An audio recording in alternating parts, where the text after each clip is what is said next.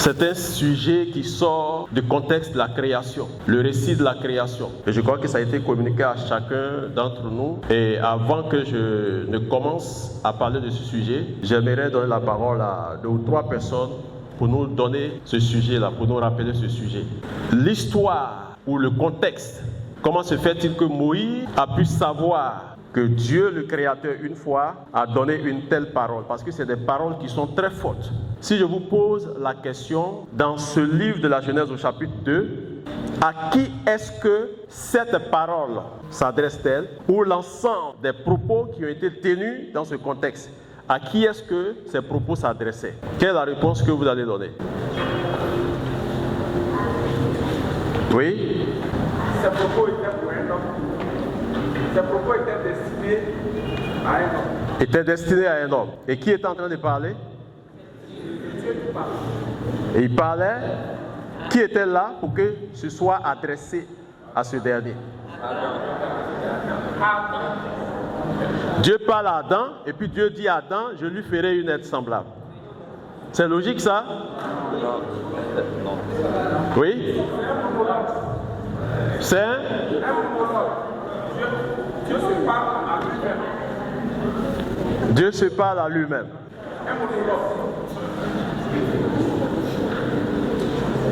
Oui? Le Dieu Trinitaire s'adresse à lui-même, à la personne de Jésus-Christ, sans qu'il vienne de ce qui a été fait. Oui? Je parle à lui-même, voyant la situation d'Adam. Oui? Je n'ai pas encore la réponse. Oui? En fait, c'est l'intention que Dieu a de la révélation de l'homme. L'intention de la révélation.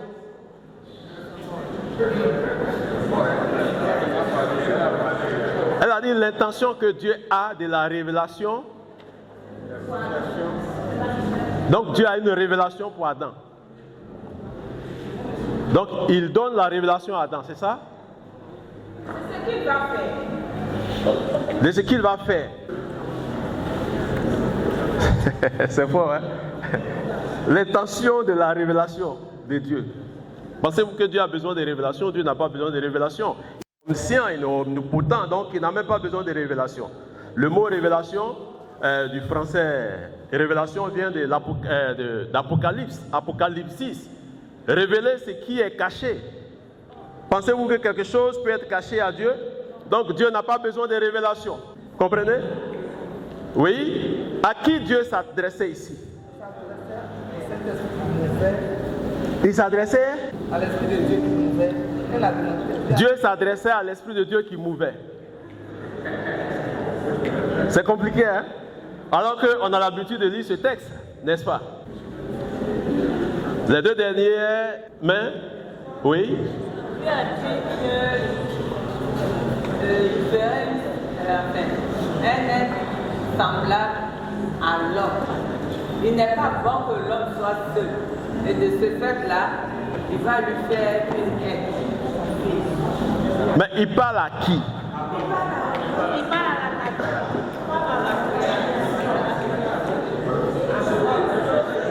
Merci. C'est maintenant que vous êtes en train de sortir. Ma soeur, c'est maintenant que nous sommes dans la révélation. La révélation dit que Dieu est en train de parler à la nature. Dieu ne se parle pas à lui-même, Dieu ne parle pas à Adam. Dieu parle à la nature. Dieu parle à la création. Tout ce qui est créé. Dieu donne l'information à la création de son projet à partir d'un constat qu'il a fait. Ça veut dire que depuis la création elle-même est informée de ce programme de Dieu, de ce projet, à partir du constat que Dieu a fait. La création elle-même sait, parce que Dieu a fait d'abord un constat, il n'est pas bon que l'homme soit seul. Il n'est pas bon que l'homme soit seul. C'est le constat que le Créateur a fait lorsque Adam est venu dans le monde. Il fait le constat. Il n'est pas bon. Ce n'est pas bon que l'homme soit seul. Le contraire de cette pensée, de ce projet de Dieu ou de ce constat de Dieu, c'est que c'est bon que l'homme soit seul. Ça devient de la rébellion. Le Créateur dit ce n'est pas bon. Malheureusement, il y a plusieurs êtres humains qui déclarent que c'est bon que l'homme soit seul. En disant cela, nous entrons en rébellion avec Dieu. Voici pourquoi tous ceux qui refusent d'entrer dans le projet de Dieu sont des rebelles naturels. Il n'est pas bon. Le Créateur commence à mettre les choses en place. Dieu fit et il vit que c'était bon. Il fit, il vit que c'était bon. Ensuite, lorsque l'homme a été créé, la Bible nous dit que Adonai va dire ceci était très bon. La mention très bon sort. Malgré que l'homme ayant été créé soit une très bonne chose, le Créateur fait le constat pour dire ce n'est pas bon que celui qui a été créé et que j'ai sanctionné comme une création très bonne soit seul. Ce n'est pas bon. Alors si je constate que ce n'est pas bon qu'il soit seul, que doit-il lui arriver? Qu'est-ce que j'ai comme projet pour rectifier ou bien pour corriger sa situation de solitude? Je lui ferai une aide semblable. Et c'est cette phrase, cette pensée de Dieu que nous allons chercher à décortiquer parce que Dieu était en train de parler à la nation, à la création. Depuis l'origine des temps, la lune, le soleil, le ciel, la terre, les arbres, tous les animaux sont informés que Dieu a dit qu'il va faire une aide semblable à l'homme. Même les moutons le savent, parce que Dieu a parlé à la création. Toutes les étoiles le savent. Ce message, la création tout entière l'a enregistré. Et cette création n'a pas oublié ce que Dieu a constaté, et ce que Dieu avait comme projet, et ce que Dieu a fait. Je lui ferai une aide semblable. C'est une pensée, c'est une parole forte qui a été donnée au moment où Moïse lui-même n'était pas encore né. Mais comment se fait-il que Moïse, dans son livre, va sortir cette pensée, va sortir ce projet, va sortir ce constat? Comment se fait-il? C'est à partir de là, maintenant, on peut parler des révélations. C'était caché à Moïse. Ses ancêtres, eux-mêmes, n'ont pas entendu ça. La Bible nous dit, le Seigneur Jésus, dans la nuit où il fut pris du pain. Qui a dit cela? Il est le seul parmi tous les apôtres, les 12, même le 12e nouveau remplacement de Judas. Plus Paul, qui ne faisait pas partie des 12, mais qui était un 13e apôtre. La Bible nous enseigne que Paul n'a pas marché avec Jésus. Paul n'était pas parmi les 12, mais il a été le seul qui a écrit une épître où il a rappelé cet événement, cette scène qui est une scène capitale pour l'Église, en disant, dans la nuit où il fut livré, le Seigneur prit du pain. Comment Paul a-t-il reçu cette information? Lorsque Paul était converti, la Bible nous dit qu'il n'a pas approché les apôtres. Il allait jusqu'en Arabie. Paul a fait 14 ans en Arabie. Il était dans une retraite pas possible. Et c'est au cours de cette retraite, le Seigneur va se révéler, le Seigneur Jésus-Christ va se révéler à Paul, donner des instructions à Paul, donner des enseignements à Paul. Et c'est ce qui va donner la force sur le plan théologique en matière de révélation à Paul, pour écrire de façon exacte sur la question du salut. Et c'est ce qui est arrivé à Moïse. Que le peuple d'Israël était en marche vers la terre promise. La Bible nous dit que Dieu a appelé Moïse sur le mont Sinaï. Et Dieu s'est entretenu avec Moïse. Il a eu des séances avec Moïse. C'est fort de ces séances que Moïse a eu l'instruction de la création. Moïse a reçu la révélation. Et Dieu a instruit Moïse de façon textuelle, de façon exacte. Et tous les propos que Dieu a donnés, de comment est-ce que la création s'est mise en place, étape par étape. Voici comment Moïse a été capable d'écrire le livre de la Genèse, le livre d'Exode, jusqu'au livre de Deutéronome. Parce que Moïse a reçu la révélation. Mais Moïse a reçu cette révélation. Il échangeait avec Dieu. Dans quelle langue? Parce que si nous n'avons pas compris la langue dans laquelle Moïse avait reçu cette révélation, il nous serait difficile de comprendre ce qui s'était passé. Au point que toute la création, la nature, est informée de ce qui est négligé par beaucoup de personnes. Même souvent les chrétiens. Je lui ferai une aide semblable. Je lui ferai une aide semblable. Testament, a été écrit dans quelle langue?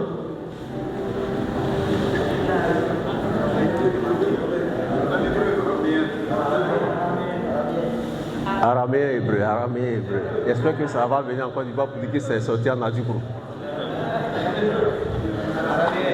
C'est le Nouveau Testament qui a été écrit en grec et en araméen, mais en plus grande partie en grec. Voilà.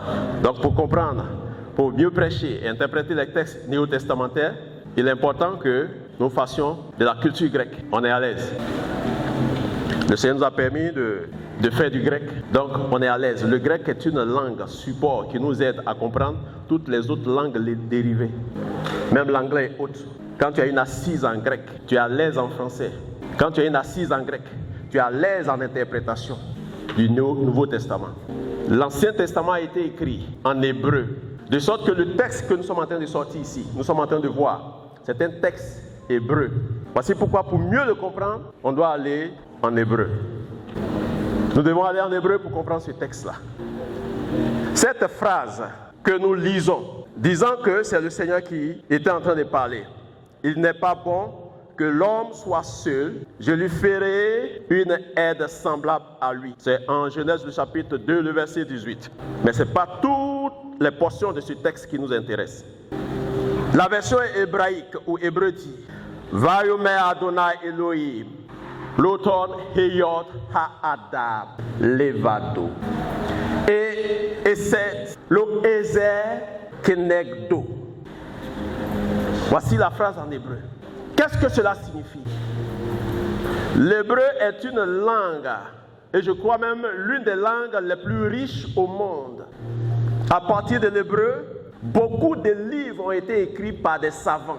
Voici pourquoi nous sommes recommandés et nous sommes conseillés d'étudier l'hébreu, afin de ne pas avoir de limites dans la compréhension de tout ce qui est divin, tout ce qui est en rapport avec le peuple d'Israël. Malheureusement, il y a beaucoup de personnes qui prêchent, mais qui n'ont aucune connaissance sur la culture juive, si bien qu'on écorche le programme de Dieu avec Israël et le programme de Dieu avec l'Église.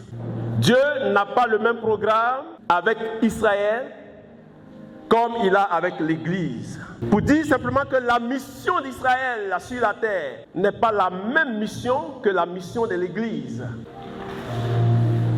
Et l'Église et Israël, de façon foncière, n'ont pas les mêmes bénédictions. Parce qu'Israël est différent de l'Église. Israël est le seul peuple de Dieu qui a contracté une alliance avec Dieu. Et cette alliance se manifeste en deux formes. La première forme est passée. La deuxième forme n'a pas encore été activée. Lorsqu'elle sera activée, tenez-vous bien, c'est les prophéties bibliques que nous lisons, que nous avons, qui nous indiquent cela. Lorsque la deuxième forme de l'alliance de Dieu avec son peuple, Israël, va être activée et sera en vigueur, toutes les pratiques cérémonielles qui se faisaient en Israël avec les sacrificateurs vont revenir sur la terre, prophétiquement parlant. Et ce qui, prophétiquement, a été annoncé, s'accomplit toujours. Parce que c'est Israël. Quand on dit Jésus revient, ce n'est pas pour l'Église. Le Christ ne reviendra pas pour l'Église. Mais le Christ reviendra avec l'Église. Le Christ reviendra pour Israël. Pendant que je suis en train de dire ces choses, ça me conduit à faire la différence entre le retour de Jésus et l'enlèvement de l'Église. Une confusion aujourd'hui dans l'Église. On a souvent enseigné, prêché, en confondant ces deux événements qui sont essentiels et de dimension eschatologique. Il y a une différence entre le retour de Jésus et l'enlèvement de l'Église. À l'enlèvement de l'Église, le monde entier ne pourra pas voir le Christ. Parce qu'il paraîtra. C'est ce que les théologiens ont appelé la parousie. L'apparition soudaine du Christ dans les airs qui va attirer les siens, tout ce qui lui appartient. Voici pourquoi le texte nous dit, à un signal donné, à la voix d'un archange, les morts en Christ ressusciteront. Et nous, les vivants, nous serons ensemble enlevés avec lui à la rencontre du Seigneur ou dans les airs. C'est ce qu'on appelle la parousie, apparition soudaine dans les airs, de sorte que personne sur la terre ne puisse le voir. Mais quand on parle de son retour, il revient pour le peuple d'Israël. Il revient pour délivrer le peuple d'Israël. Il revient dans un contexte où Israël sera dos au mur. Toutes les nations vont assiéger Israël. Et c'est en ce moment ils diront, Oh Shana, béni soit celui qui vient au nom du Seigneur.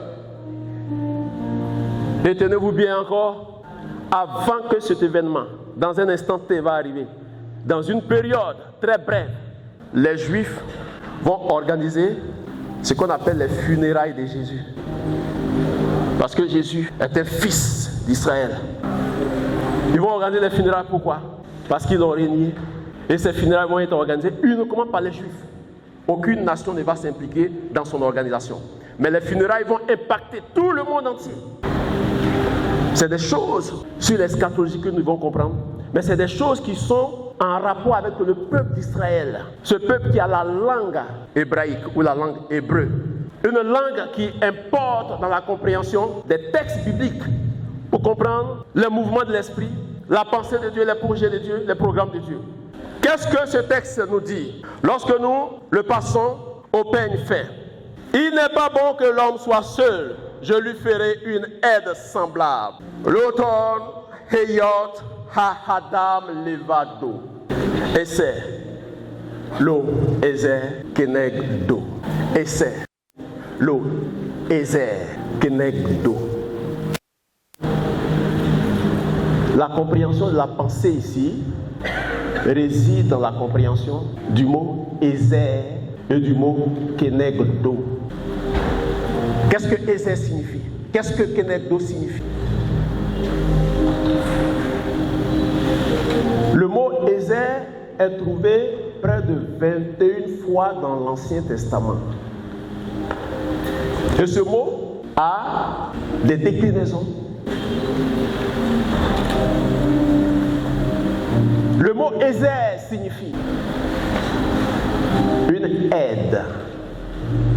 C'est ce qui est sorti dans la version en français. Je lui ferai une aide. Je lui ferai une aide semblable à lui.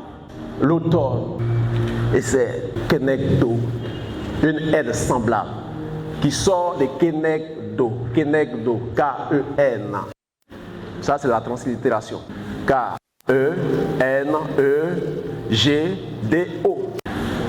Kenegdo, qui signifie quoi? Une correspondante qui est en face d'eux. Pendant que le mot Ezer signifie aide. Mais encore plus, secours. Comprenons bien ce qui va se passer. Aide et secours. Mais secours dans quel sens? Lorsqu'on voit la femme comme une aide, nous devons la voir dans la perception, dans la compréhension, dans la pensée divine. Comment le Seigneur qui est en train de dire cette phrase-là percevait la femme. Est-ce que ce soir il y a certains qui sont venus en couple ici? Est-ce qu'il y a des couples ici? On peut lever la main? Les chantres. Je demande s'il y a des gens qui sont venus en couple. Ah d'accord. Parce que je vais conduire les couples à quelque chose, une action prophétique tout à l'heure. C'est un avantage déjà pour eux. Nous qui ne sont pas venus en couple, bon. On va le faire certainement par procuration ou bien de façon différée. Dieu va avoir pitié de nous et puis ça va agir dans nos foyers.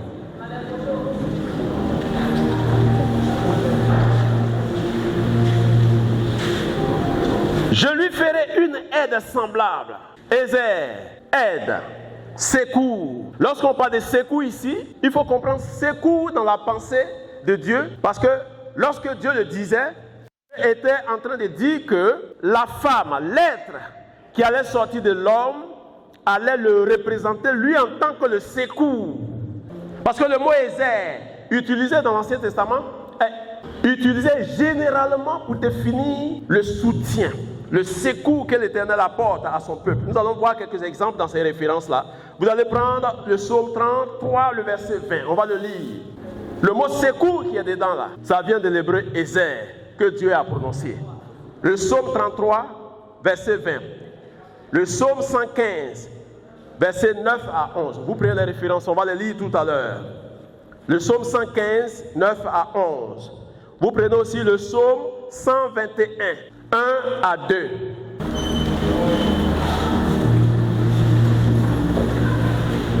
Est-ce qu'on l'a retrouvé? On a trouvé ces textes-là. D'accord. On va aller dans le psaume 33, 20. J'ai dit le psaume 33, 20. Le psaume 115, 9 à 11. Le psaume 121, 1 à 2.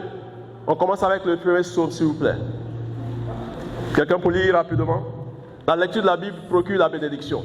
Psaume 33, le vers 20. Et là, il est écrit: notre âme espère en l'Éternel. Il est notre secours et notre bouclier. Notre âme espère en l'Éternel parce que l'Éternel est notre Ézère. L'Éternel est celui qui nous apporte du secours, qui nous sécurise, qui vient à notre aide, l'Éternel. Le texte suivant.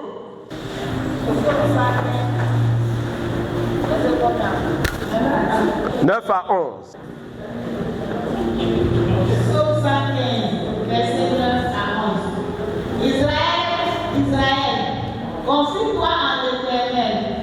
Il est leur secours et leur bouclier. Maison d'Aaron, confie-toi en l'Éternel. Il est leur secours et leur bouclier.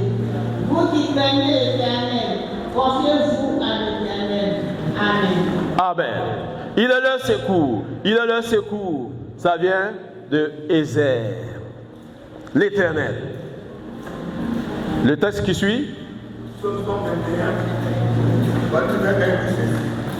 je lève mes yeux vers la montagne, d'où me viendra le secours. Le secours me vient de l'Éternel, qui a fait les cieux et la terre. Amen. Je lève les yeux vers les monts que j'aime. D'où me viendra le secours? Le secours me vient de l'Éternel. C'est une confession, c'est une déclaration avec conviction. C'est une profession de foi. En réalité, un secours ne peut pas venir d'un homme. Quand bien même que c'est l'homme qui est l'élément physique utilisé pour que le secours soit opéré. Lorsque nous sommes en danger, que nous devons être sortis, être délivrés de ce danger. Lorsque Dieu utilise un individu ou un élément, l'utilisation de ce dernier vient du fait qu'une décision a été prise par Dieu pour régler cette situation de danger. Voici pourquoi, lorsqu'il dit, il n'est pas bon que l'homme soit seul, je lui ferai une aide semblable. Je vais faire en sorte que l'homme puisse avoir auprès de lui un être qui soit capable de transmettre ma délivrance, mon soutien, mon secours. Et il est important que chaque femme puisse comprendre cela pour qu'elle soit restaurée dans son être, dans son état et dans sa nature. Une femme en réalité est un secours. Une femme est comme le bras de l'Éternel pour venir en aide, secourir l'homme. Ce soir, il est important que chacune puisse avoir une restauration de sa pensée. Les femmes doivent comprendre les choses ainsi. En même temps que les femmes doivent le comprendre ainsi, les hommes doivent l'accepter. Parce que c'est la pensée de Dieu, c'est la parole de Dieu qui a été prononcée de sorte que la nature a enregistré cela. Alors pourquoi voulons-nous nous opposer à ce que la nature a accepté? Ce qui est inscrit dans la nature. Quand Dieu dit, je lui ferai une aide semblable, Dieu ne se parlait pas à lui. Dieu est en train de faire une déclaration dans la nature pour que l'écho aille dans la nature et que la nature puisse enregistrer. La terre a saisi ça. Les cieux ont enregistré cela. Il y a tellement de choses, de messages, d'informations enregistrés par la création, souvent qui nous échappent. C'est parce que la création est informée, au courant de tellement de choses, de l'histoire. Voici pourquoi quand Dieu est déçu de son peuple, à des occasions, Dieu prend le ciel et la terre en témoin. Parce que le ciel et la terre savent ce qui s'est passé. Le ciel et la terre sont témoins de ce qui se passe entre Dieu et son peuple dans l'alliance. Mais comment, en tant qu'être humain, nous sommes loin de cette réalité, de cette compréhension, pendant que la nature, alors que nous sommes au-dessus de la nature, c'est ce qu'on aime dire, on proclame ça. Nous sommes au-dessus de la nature. Nous sommes plus importants que la nature parce que nous sommes la créature la plus merveilleuse à qui le Seigneur a donné la mention. Très bien. Mais comment se fait-il que ce qui doit être simple, Nous ne comprenons pas cela. Nous marchons là-dessus. Chaque être humain, homme, chaque Adam doit comprendre cette réalité, cette vérité. Pour une restauration conjugale, ce n'est pas être faible. Ce n'est pas être faible. Lorsqu'un homme croit en ce genre de choses, au contraire, la foi dans le Seigneur. Il obéit au Seigneur. Et beaucoup de choses vont se produire dans sa vie. Et en même temps que la femme doit croire et accepter qu'elle est laide en tant qu'intervention divine auprès de l'homme, cela ne lui donne pas le droit de marcher sur l'homme. Au contraire, elle doit revoir sa valeur. Parce qu'il y a une égalité entre l'homme et puis la femme. Mais la différence se situe au niveau de leur fonction. D'où une est semblable à lui, kenegdo. Dans certaines versions, on parle de quoi? Son vis-à-vis. Ça veut dire, en mathématiques, la femme est la symétrie de l'homme. Est-ce que vous comprenez? Ça passe bien pour les mathématiciens, hein? La symétrie. On parle de symétrie orthogonale, symétrie axiale, tout ça là. Voilà. Je suis là, à la même distance, et puis l'autre. Voilà. C'est moi qui me suis reproduit, donc. Vous comprenez? La femme est la symétrie de l'homme. Pour dire que la femme n'est pas différente de l'homme. D'où le quai, dans le keneg do. Mais le do intervient dans la mesure où c'est une direction qui est opposée. Ça veut dire que quand je suis là, ma symétrie me regarde. Quand je suis comme ça, ma symétrie aussi doit me faire dos. Cela traduit la différence des fonctions. Sinon, en réalité, l'homme, Adam, est égal à la femme, Ish.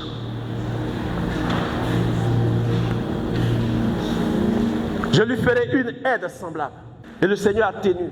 Ce projet a-t-il été réalisé? Je vous pose la question. Parce qu'il a fait le constat et il a émis le projet. Je lui ferai une aide semblable. Est-ce que Dieu a réalisé ce projet? Vous êtes sûr que Dieu a réalisé ce projet? Mais où se trouve ce projet réalisé? Où se trouve le projet réalisé? Les femmes du royaume. Quand je pose cette question, ça doit amener chacun à se poser la question. Où se trouve ma femme? Où se trouve mon mari? Parce qu'on se bat dans le foyer. Parce qu'on n'a pas de considération. Vous voyez comment la vie conjugale doit être perçue. La vie matrimoniale, la vie de couple, la vie de foyer. En tant que prédicateur, si vous êtes capable de percevoir ce genre de choses, votre communion avec Dieu sera restaurée. Parce que vous n'allez pas mentir sur Dieu. Voici pourquoi ce soir, si quelqu'un n'est pas venu avec sa femme, qu'il commence déjà à reconsidérer les choses pour sa restauration. Si quelqu'un n'est pas venu avec son mari, qu'elle commence déjà à reconsidérer les choses.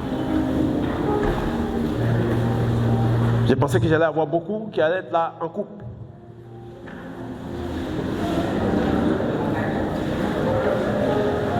Je vais demander aux couples qui sont signalés de venir ici. Les couples qui se sont signalés, le Seigneur a quelque chose pour vous. Ce n'est pas une révélation de prophète. Moi, je ne suis pas prophète. Je suis docteur, j'enseigne. Voilà. Chacun vient à son conjoint ou sa conjointe.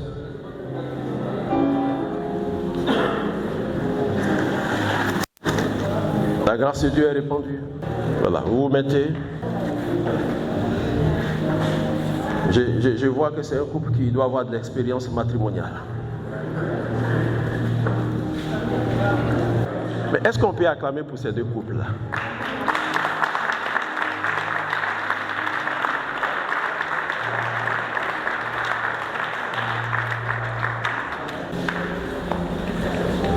Restez tranquille, vous allez recevoir votre part.